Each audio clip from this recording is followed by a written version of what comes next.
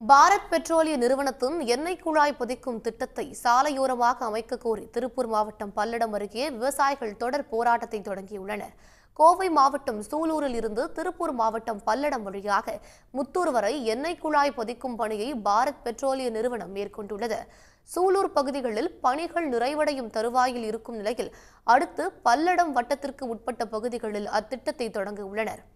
இந்நிலையில் இந்த திட்டத்தை விளைநிலங்கள் வழியாக செயல்படுத்தக்கூடாது என வலியுறுத்தி பல்லடம் அருகே விவசாயிகள் உண்ணாவிரத போராட்டத்தில் ஈடுபட்டு உள்ளனர்.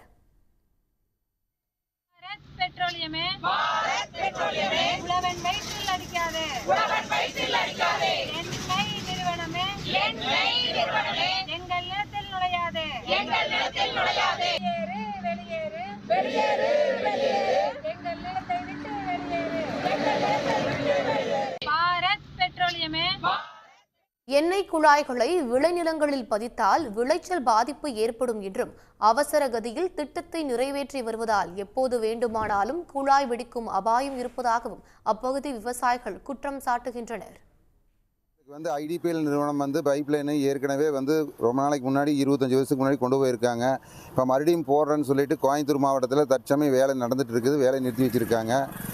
எங்கள் மாவட்டம் திருப்பூர் மாவட்டத்தில் எங்களுக்கு தான் முன்னாடி வருது. அதனால் எங்கள் மாவட்டத்துக்குள்ளே திருப்பூர் மாவட்டத்துக்குள்ளே எங்கள் ஊரில் எங்கள் கிராமத்தில் கொண்டு வரக்கு ஒருபோதும் எங்கள் விவசாயிகள் யாரும் அனுமதிக்க மாட்டோம்.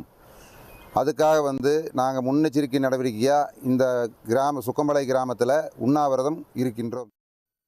கெயில் எரிகாற்று குழாய் திட்டம், இந்தியன் ஆயில் எண்ணெய் குழாய் திட்டம், ஐடிபிஎல் திட்டம் ஆகியவற்றை போன்று பாரத் பெட்ரோலிய நிறுவனமும் சாலையோரமாக இந்த திட்டத்தை நிறைவேற்ற வேண்டும்.